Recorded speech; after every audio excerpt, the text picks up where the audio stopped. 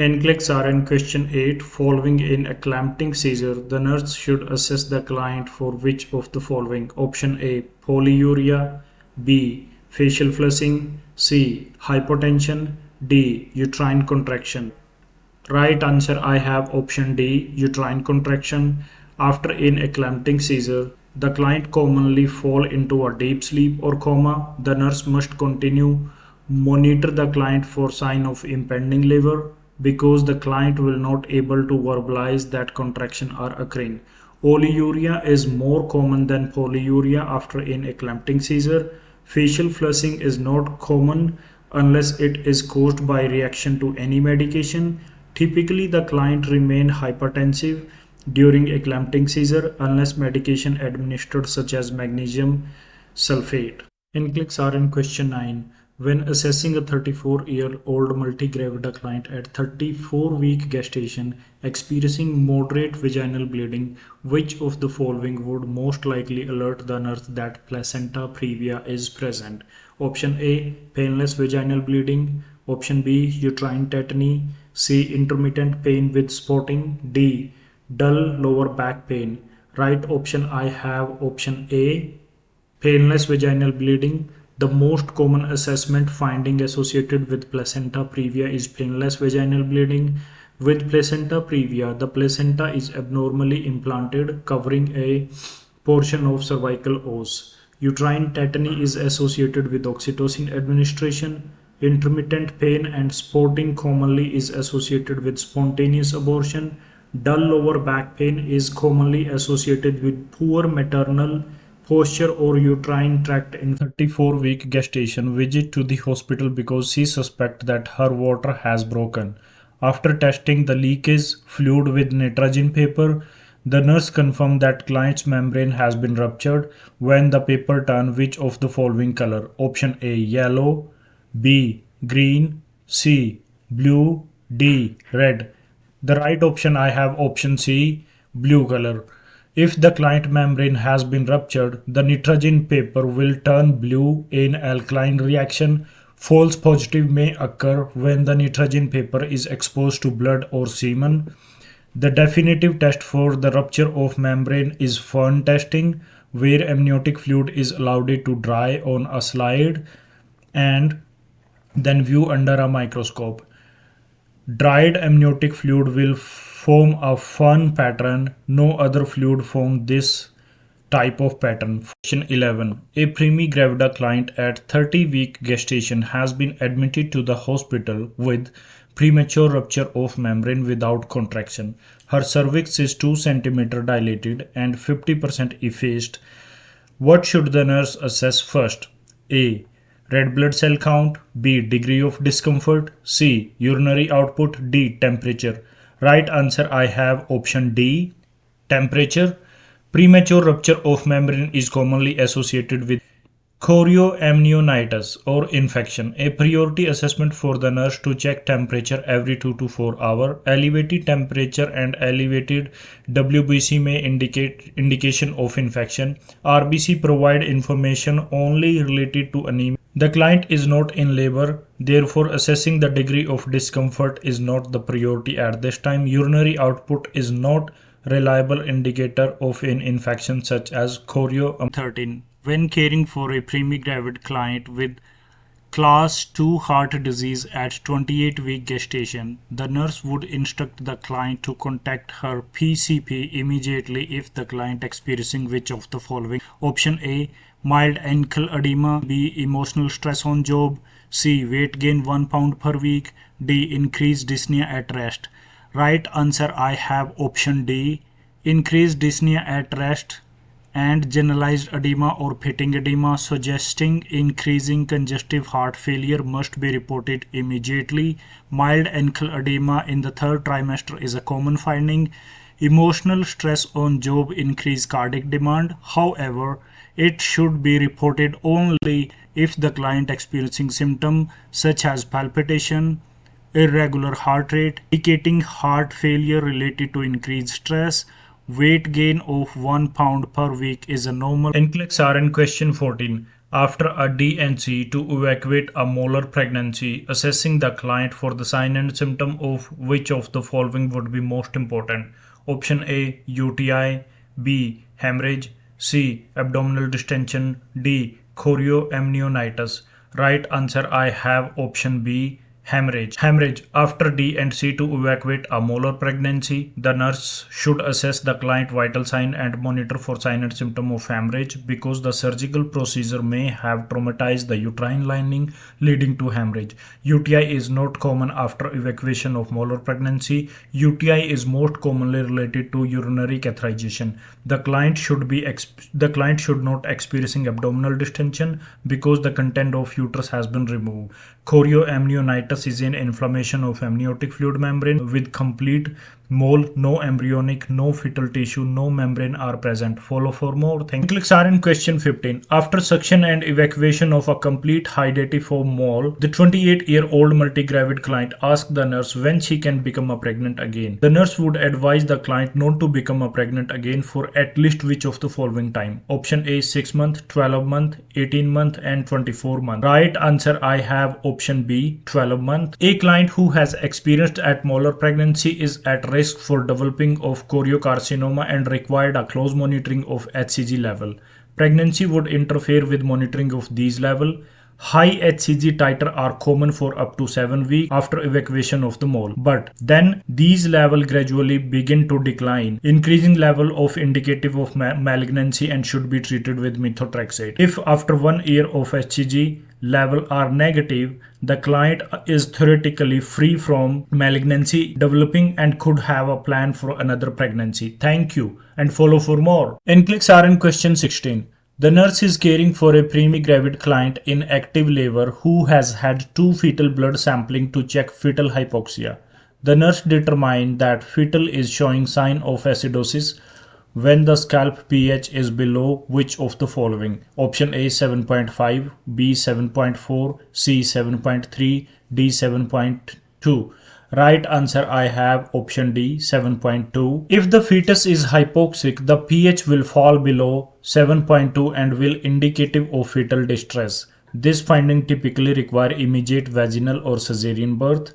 A scalp pH reading 7.21 to 7.25 should be repeated again in 30 minutes for the assessment of hypoxia and acidosis. Follow for more. Thank you so much. Question 17. When performing a Leopold maneuver on a preemie-gravid client, the nurse is palpating the uterus as shown below. Which of the following maneuver is? Option A, first, B, second, C, third, option D, fourth.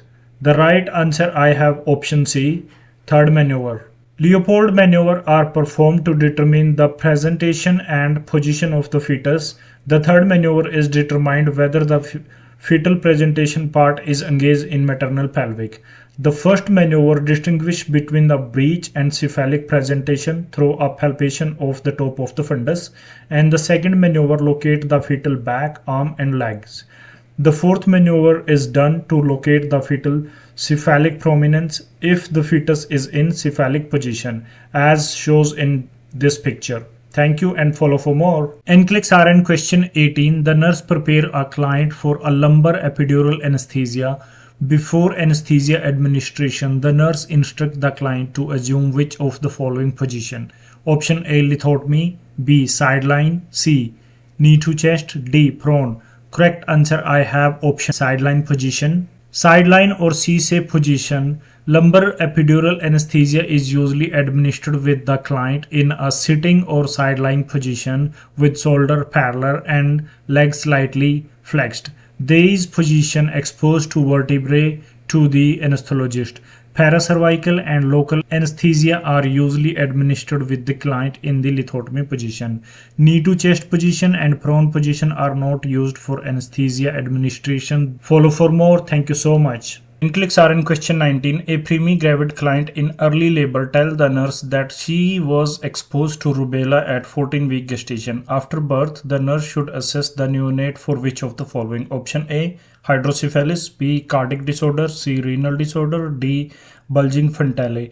I have correct answer option B, cardiac disorder. Pregnant women who become infected with rubella virus early in pregnancy, having a newborn baby risk with rubella syndrome. The symptoms include thrombocytopenia, cataract, cardiac disorder, deafness, microcephaly, and motor and cognitive impairment. The most extensive neonate effect occur when the mother is exposed during 2 to 6 weeks and up to 12 weeks of gestation when crucial organs are forming. Bulging frontale are associated with increased ICP and meningitis, which can occur as the result of B. hemolytic streptococcal infection. Thank you and follow for more. NCLEX RN question 20. A preemie-gravid client in early labor with abruptoplacenta developed DIC. Which of the following should the nurse accept the primary healthcare provider to prescribe? Option A, magnesium sulfate, B, warfarin sodium, C, FFP, D, mifepridine.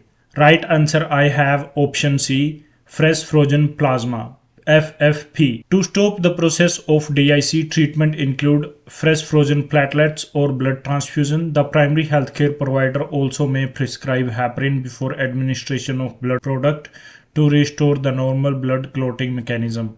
Immediate birth of the fetus is essential. Magnesium sulfate is given for pregnancy-induced hypertension or preterm labor. Heparin, not warfarin sodium, is used to treat DIC. Mifepridine hydrochloride Demerol is used to treat for relief pain. Thank you and follow for more. Physician prescribe an IM injection of vitamin K for a term neonate. The nurse explained to the mother that this medication is used to prevent which of the following? Option A, hypoglycemia, B, hyperbilirubinemia, C, hemorrhage, D, polycythemia. Right answer I have option C, hemorrhage. Vitamin K act as a preventive measure against neonate hemorrhagic disease at birth. The neonate does not have an intestinal flora to produce vitamin K, which is necessary for coagulation. Hypoglycemia is prevented and treated by feeding the infant. Hyperbilirubinemia severity can be decreased by early feeding and passage of meconium to the excrete the bilirubin. Hyperbilirubinemia is treated with food. Polycythemia may occur in neonates who are large gestational age and postpartum. Clamping of umbilical cord before pulsation cease reduce the incidence of polycythemia. Generally, polycythemia is not treated unless it is extremely severe. NCLEX RN question 22. A multiparous client has given birth to a large for gestational age infant. The nurse determined the client primary risk is for option A, knowledge deficit, B, acute pain, C, ineffective breastfeeding, D, fluid volume deficit. Right answer I have option D, fluid volume deficit. Primary risk is for a fluid volume deficit related to blood loss. You know that. The client is at increased risk for uterine atony and therefore increased blood loss due to having birth to a 5 or more children or for having a infant, large infant. The client may be at risk for pain, ineffective breastfeeding and knowledge deficit, but there is no enough information to indicate that there are a priority problem at this time. Follow for more. Thank you so much. NCLEX RN question 23. At a postpartum checkup 11 days after childbirth, the nurse asked the client about the color of her lochia. Which of the following color is expected? Option A, dark red, B, pink, C, brown, D, white. Right answer I have option D, white. On about 11 days of postpartum, the lochia should be lochia alba, clear and white in color. Lochia rubera, which is dark red in color and may be persist for first 2 to 3 days of postpartum. From the 3 to about 10 days, lochia serosa, which is pink or brown in color as exactly shows in this picture. And follow for more. Thank you so much. NCLEX RN question 20. A primiparous client who gave a birth vaginally 8 hours ago desired to take a shower. The nurse anticipate remaining near the client to assess which of the following. Option A, fatigue, B, fainting, C, diuresis, D, hygienic need.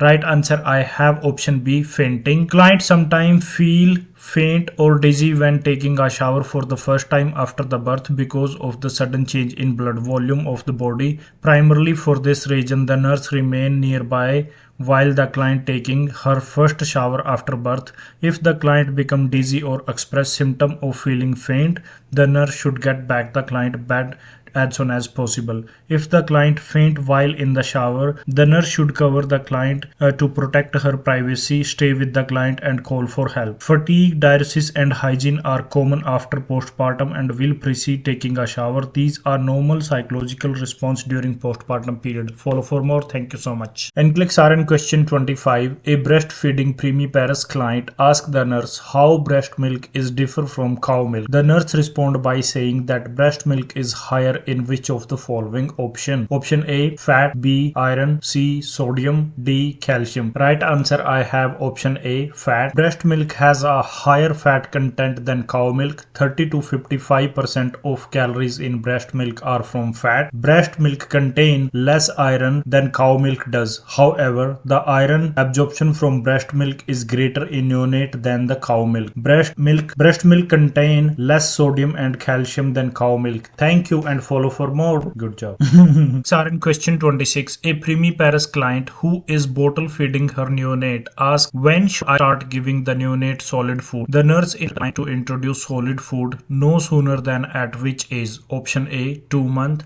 B, 6 months, C, 8 months, D, 10 months. Right answer I have option B, 6 months. Pediatrician recommended that infant be given either breast milk or formula feed until at 6 months of age because of neonate difficulty digestion solid food. Giving solid food too early can lead to food allergy because chewing movement do not begin until 7 to 9 months of age. Food requiring chewing should be delayed until this time. Thank you and follow for more.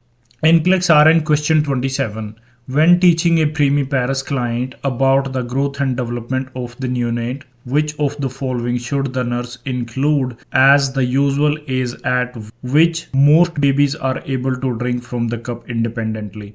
Option A, 5 to 7, B, 8 to 10, C, 12 to 14, D, 15 to 16. Right answer I have option B, 8 to 10. 8 to 10. Most babies are developmentally ready to drink independently from the cup by the age of 8 to 10 months. If the child has not mastered drinking from the cup by the age of this time, there may be a problem with motor development and this should require further investigation by pediatrician. Thank you and follow for more. NCLEX RN question 28. A primiparous client who underwent a cesarean birth 30 minutes ago is to receive NTD. The nurse should administer medication within which of the following time frame after birth? Option A, 8 hour, B, 24 hour, C, 72 hour, D, 96 hour. Right answer I have option C, 72 hour. For maximum effectiveness of NTD should be administered within 72 hour postpartum. Most Rh negative client who receive NTD during the prenatal period at 28-week gestation and then after birth. Again, the drug is given to Rh negative mother who have negative COM test and give birth to Rh positive neonate. If there is a doubt about the fetus blood type after pregnancy is terminated, the mother should receive the medication. Thank you and follow for more. Question 29. A multiparous client at 24-hour postpartum demonstrate a positive hormone sign with discomfort. The nurse should option A, place a cold pack on a perineal area. B, place the client in semipolar position. C, notify the physician immediately. D, ask the client ambulate around the room. Right answer I have option C, notify the physician immediately. A positive hormone sign discomfort behind the knee or upper calf area or dorsiflexion on the foot may be indicative of thrombophlebitis. Other signs include edema and redness on the side. The nurse should notify the physician immediately and ask the client to remain in bed to minimize the risk for pulmonary embolism. A serious consequences of thrombophlebitis should occlusive dislodge. Placing in ice on the perineal area is inappropriate. That is useful for episiotomy, pain and swelling. The client does not need a semipolar position but should remain on the bed to prevent dislodgement of potential clot. Thank you and follow for NCLEX RN question 30. While caring for a primiparous client diagnosed with DVT at 48-hour postpartum who is receiving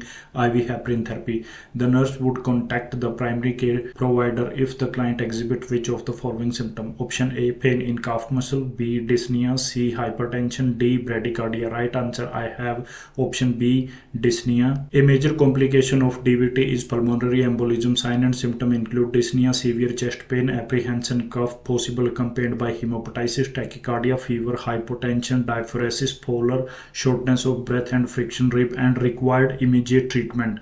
Pain in calf is common with DVT. Hypotension, not hypertension, would suggest a possible pulmonary embolism. It could suggest possible hemorrhage secondary to IV heparin therapy. Bradycardia for the first 7 days in postpartum period is normal. Thank you and follow for more. NCLEX RN question 31. A premiparous woman has recently given birth to a term infant. Priority teaching for the client include information on option A, sudden infant death syndrome, B, breastfeeding, C, infant bathing, D, infant sleep wake cycle. Right answer I have option B, breastfeeding. Breastfeed infant should eat within the first hour of life and approximately every 2 to 3 hours. Successful breastfeeding will likely require sustained support, encouragement, and instruction from the nurse. Information on SIDS, infant bathing, and sleep-wake cycle are also important topic for the new parent, but can be done at any time prior to discharge. Thank you and follow for more. NCLEX RN question 32. A septic preterm neonate's IV was removed due to infiltration. While restarting the IV line, the nurse should carefully assess the neonate for option A, fever, B, hyperkalemia, C, hypoglycemia, D, tachycardia. Right answer I have option C, hypoglycemia. Neonate that are septic use glucose at increased rate. During the time the IV is not infusing, the neonate is using limited glucose store available to a preterm neonate and maybe deplete them. Hypoglycemia is too little glucose in the blood without the constant infusion of IV glucose. Hypoglycemia will result. Fever and hyperkalemia are not related to glucose level. Tachycardia is the result of untreated hypoglycemia. Thank you and follow for more. NCLEX RN question 33. After circumcision with a plastibole, the nurse should instruct the neonate mother to clean the circumcision site with which of the following? Option A, antibacterial soap, B, warm water, C, povidone iodine betadine solution, D, diluted hydrogen peroxide. Right answer I have option B, warm water. After circumcision with a plastibole, the most commonly recommended procedure is to clean the circumcision site with warm water with each diaper change. Other treatment are necessary only if complications such as infection develop. Antibacterial soap, diluted hydrogen peroxide may cause pain and it is not recommended. Betadine povidone iodine solution may cause stinging and burning and therefore it is not recommended. Thank you and follow for more. NCLEX RN question 34. A full-term neonate is admitted to a normal newborn nursery. The nurse note a Moro reflex. What should the nurse do next? Option A, call a code. Option B, identify this reflex as a normal finding. Option C, place the neonate on a seizure precaution. Option D, start supplemental oxygen. Right answer I have option B, identify this reflex as a normal finding. The Moro reflex is a normal reflex of a neonate and required no intervention. Calling a code, placing the neonate on a seizure precaution, and starting the supplemental oxygen are not unnecessary for a normal finding. And always you need to learn all kind of reflexes. And thank you and follow for more.